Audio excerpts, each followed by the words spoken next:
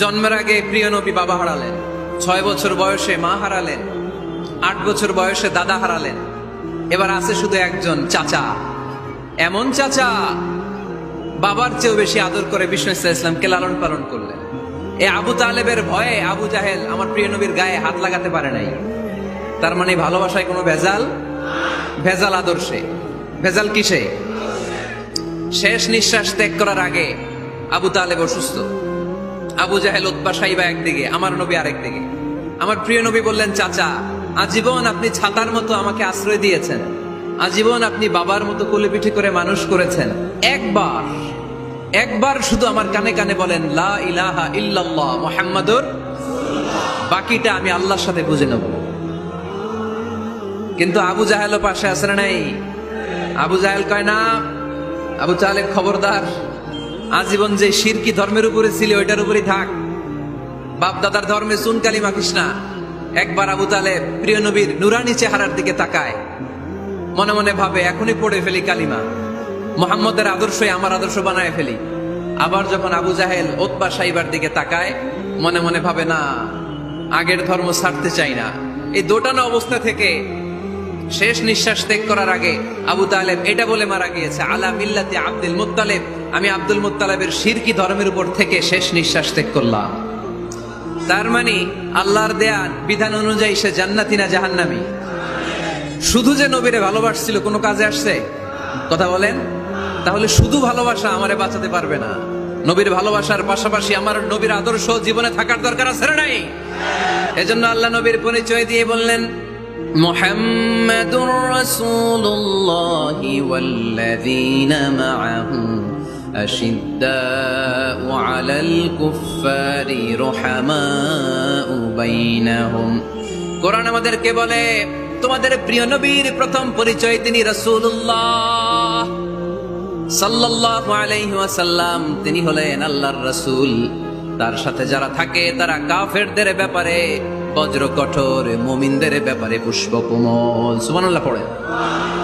আবার কোরআন বলে, ওমা মুহাম্মাদুন ইল্লা রাসূলুন ক্বাদ খালাত মিন ক্বাবলিহির রাসূল। মুহাম্মদ রাসূল ছাড়া অন্য কেউ নন, তার আগে এরকম অনেক রাসূল দুনিয়ায় এসে আবার বিদায় নিয়েছে। ঠিক কি না?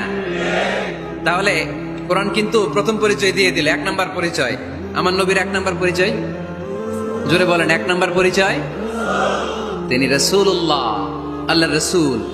কিন্তু আমার নবী এত বিনয়ী, এত ভদ্র, এত নম্র, এত শান্ত, এত শিষ্ট, এত হাম্বল। আউট অফ হাম্বলনেস তিনি নিজেকে রাসূল পরিচয় দিতে লজ্জাবোধ করতেন। তিনি নিজেকে রাসূল পরিচয় দেওয়ার আগে নিজের আরো ছোট করে বলতেন, আমি আল্লাহর গোলাম, তারপরে রাসূল। সুবহানাল্লাহ কইতে পারলেন না?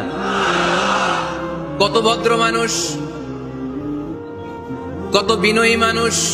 যদিও তিনি রাসূল, এইটা তিনি পরে বলতেন, আগে বলতেন ইন্নী আব্দুল্লাহি ওয়া রাসূলুহু, আমি আল্লাহর বান্দা, তারপরে রাসূল। সুবহানাল্লাহ। ইন্নী আব্দুল্লাহ ওয়া রাসূলুহু, আমি আল্লাহর বান্দা এবং আল্লাহর রাসূল। আমরাও যখন আত্তাহিয়াতু পড়ি, শাহাদা বাক্য যখন পড়ি, আমরা পড়ি আশহাদু আল্লা ইলাহা ইল্লাল্লাহ ওয়া আশহাদু আন্না মুহাম্মাদান। একটা হলো আব্দুহু আর একটা রাসূলুহু। তিনি আল্লাহর আব্দ, গোলাম, দাস, আবার তিনি রাসূল। তিনি যখন দোয়া করতেন তিনি বলতেন, আল্লাহুম্মা ইন্নী আবদুক ওয়া ইবনু আবদিক ওয়া ইবনু আমাতিক। আল্লাহর কাছে দোয়া করতেন, কাঁদতেন আর বলতেন, আল্লাহ আমি আপনার গোলাম, গোলামের ঘরের গোলাম, বান্দির ঘরের গোলাম। আমার বাবা আব্দুল্লাহ আপনার গোলাম, আমার মা আমিনা আপনার বান্দি, আমার 14 গোষ্ঠী আপনার গোলাম। নাসিয়াতি বিয়াদিক, আমার মাথার চুলের ঝুঁটি আপনার হাতের মুঠোয়। আপনি ডানে টান দিলে আমি ডানে, আপনি বায়ে ঝাঁকুনি মারলে আমি বায়ে। সুবহানাল্লাহ পড়বেন না? কি বিনয়ী রাসূল। তারপরে ওইটা সেকেন্ড পর্যায়ে বলতেন। আগে বলতেন ইন্নী আব্দুল্লাহ, আমি আল্লাহর গোলাম, ওয়া রাসূল, এবং আল্লাহর রাসূল। সুবহানাল্লাহ পড়েন। তাহলে কোরআন প্রথম যে পরিচয় আমার প্রিয় নবীর পরিচয়টা দিল, সেটা হচ্ছে আমার নবী ছিলেন রাসূলুল্লাহ। আওয়াজ করে বলেন, তিনি কি ছিলেন? মুহাম্মাদুন রাসূলুল্লাহ। এটা কোরআনের ভাষ্য। আমার সাথে সাথে পড়েন, মুহাম্মাদুন রাসূলুল্লাহ। মুহাম্মদ সাল্লাল্লাহু আলাইহি ওয়াসাল্লাম হচ্ছেন আল্লাহর রাসূল। তবে তার জীবনের 2টা ডাইমেনশন। এক ডাইমেনশনে তিনি গোলাম, কার? আর এক ডাইমেনশনে তিনি রাসূল, কার? তাহলে আমার নবীর প্রথম পরিচয় ক্লিয়ার। প্রথম পরিচয় কি? রাসূলুল্লাহ। আওয়াজ করে বলতে হবে, প্রথম পরিচয় কি? এবার কোরআনকে যদি বলি, কোরআন বুঝলাম তিনি নবী রাসূল, রাসূল তার প্রথম পরিচয়, এবার তার আর কোনো পরিচয় আছে কিনা বলো। কোরআন বলে আছে, তিনি শুধু রাসূল না, তিনি শেষ রাসূল। তিনি শুধু নবী না, তিনি শেষ নবী। He is the last messenger. Adam আলাইহিস সালাম থেকে আরম্ভ করে ঈসা আলাইহিস সালাম পর্যন্ত নবী আসার যে ধারাবাহিকতা, এই ধারাবাহিকতা আল্লাহ তাআলা বিশ্ব নবীর মাধ্যমে ক্লোজ করে দিয়েছেন। ওনার পরে আর কোন নবী আসবে? ওনার পরে আর কোন রাসূল আসবে? এজন্য কোরআন বলে, মা কানা মুহাম্মাদুন আবা আহাদিম মির রিজালিকুম ওয়ালাকিন রাসূলুল্লাহি ওয়া খাতামান নাবিয়্যিন। খাতামান নাবিয়্যিন, he is the last messenger, শেষ নবী। তারপরে কোনো নবী নাই, তারপরে কোনো রাসূল নাই। এখন যদি কেউ দাবি করে আমি নবী, হ্যাঁ, কি চলবে? খালি মাইর চলবে, আওয়াজ ছাড়া। মাইর হবে, আওয়াজ হবে। মুসাইলামাতুল কাজ্জাব দাবি করছিল আল্লাহ রাসূল সাল্লাল্লাহু আলাইহি ওয়াসাল্লামের জামানায়, এসে বলে, মুহাম্মদ আর নবুয়া নিসফুন লি নিসফুন লাক, নবুয়তি অর্ধেক আমার, অর্ধেক তোমার, আমারটা আমারে বুঝায় দাও। আল্লাহ রাসূল বললেন, তুই তো খুবই খারাপ, তুই শুধু মুসাইলামা না, তুই মুসাইলামাতুল কাজ্জাব, তুই মিথ্যাবাদী ভণ্ড মুসাইলামা। আমার নবী যা করতো নবীরও কপি করতো, ফলো করতো। আমার নবী লোনা পানির কুয়ার মধ্যে ফু দিলে ওই লোনা পানির ওইটাকে মিঠা পানির কুয়া বানাই দিত কে? ও ওর এলাকায় এরকম করতো। লোনা পানির মধ্যে ফু দিলে আগে মানুষ যাও মুখে দিতে পারতো, এখন এটা মুখেও দিতে পারে না। আমার নবী নবজাতক বাচ্চার মাথায় হাত বুলাই দিলে মাথার চুল বেড়ে যেত। তো এই বেয়াদব ওর এলাকায় যে বাচ্চার মাথায় হাত বুলাই দিলে চুল বড় হওয়া তো দূরের কথা, ওই বাচ্চাগুলো ছিল আজীবন টাক মাথা। আবার আমার নবী ফু দিলে গাছের ফলন বেড়ে যেত, ও ফু দিলে গাছ মইরা শেষ। মির্জা গোলাম আহমদ কাদিয়ানী নাম শুনছেন? এই বেয়াদবটাও দাবি করছিল নবুয়তির। টয়লেটের ভেতরে ও পয়রা মরছে, মেথর দিয়ে ওরে টেনে টেনে উঠানো লাগছে। তাই আমার নবীর সাথে বেয়াদবি করলে ওর সাথে ছাড় নাই, চিল্লায় বলো ঠিক কিনা? শেষ নবী, ওনার পরে নবী নাই। ওনার পরে নবুয়তির দাবি করলে ওর খবর আছে, চিল্লায় বলেন ঠিক কিনা? এজন্য আল্লাহ বললেন তিনি হলেন খাতামুন নাবিয়্যিন, ওনার পরে আর কোনো নবী নাই।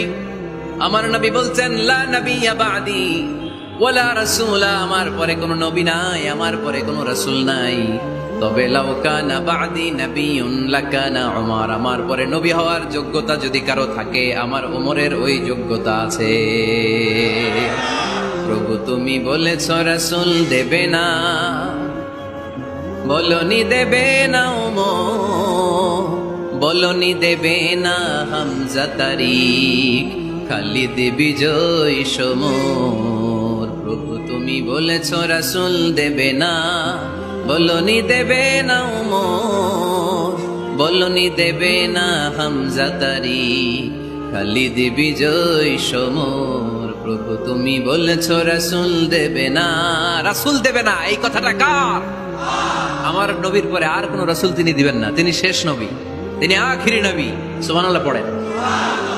আবার মুসলিম শরীফের বর্ণনায় বিশ্বনবী চমৎকার এক হাদিস বললেন, যিনি বললেন, মাসালি ওয়া মাসালুল আম্বিয়া মিন ক্বাবলি কামাসালি রাজুলিন বানা বাইতান, আমার দৃষ্টান্ত আর আমার আগের সব নবীদের দৃষ্টান্ত ওই ব্যক্তির মতো, যেই ব্যক্তি একটি ঘর বানিয়েছে।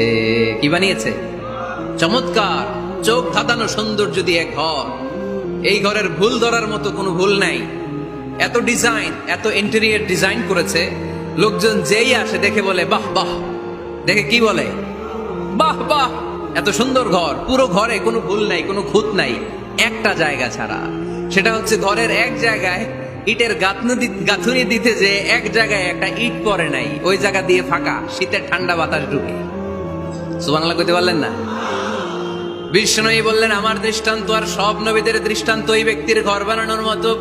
যে ব্যক্তি সুন্দর ঘর বানালো, তার ঘর যেই দেখে সে বাহবা বলে, কোনো ভুল নাই, কোনো খুঁত নাই, একটা জায়গা ছাড়া। দেখা গেল এক জায়গায় ইটের গাঁথুনি পড়ে নাই, একটা ইটা নাই। বিশ্বনবী বললেন, আনাল লাবিনা, আমি হইলাম ওই ইটা। আমার ওই জায়গায় সেট করে দিলে পুরো ঘরটারে পরিপূর্ণ করে দিবে কে? তাই আমি ছাড়া এই পৃথিবী অসম্পূর্ণ অপূর্ণাঙ্গ, যখনই আমি এসেছি গোটা বিশ্ব পূর্ণাঙ্গ হয়েছে, ঠিক কিনা?